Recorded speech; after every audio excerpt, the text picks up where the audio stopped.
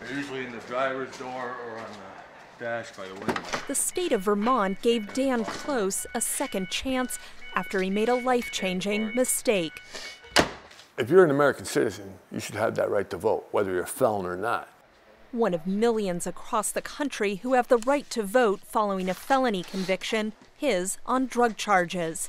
Close lives in one of just 2 states nationwide, Vermont and Maine, that also allow current prisoners to retain that right.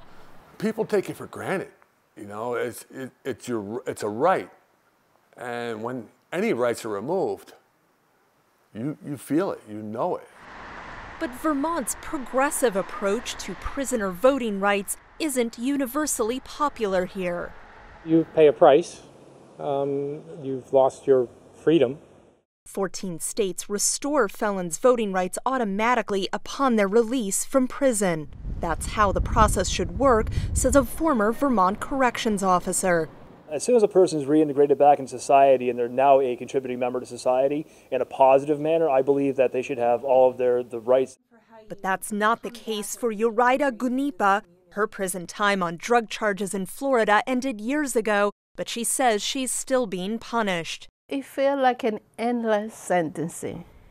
Nobody can even imagine how painful this could be. And then I cannot even vote. Under the process that it is right now, I don't even know if I'm going to be able to vote again. Gunipa, one of the 4.7 million felons across the country who can't vote, is one of 9 ex-felons suing the state of Florida for setting up an arbitrary process for restoring felons' voting rights. They apply these vague standards like, have you turned your life around, or have you shown sufficient remorse? And what's true for one person won't be true for another. The case would impact 1.5 million Florida voters, a sizable share of the electorate in a key state in presidential elections.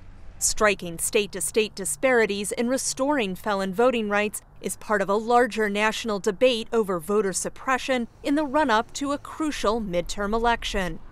Polls show a majority of Florida voters say they support a ballot initiative to change the state's process for restoring felon voting rights.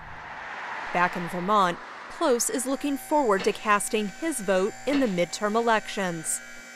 You know, sure, it's one vote, but it could be one vote to change things. An opportunity he doesn't take for granted. Katherine Gypson, and they earned a sticker. VOA News, Wilmington, Vermont.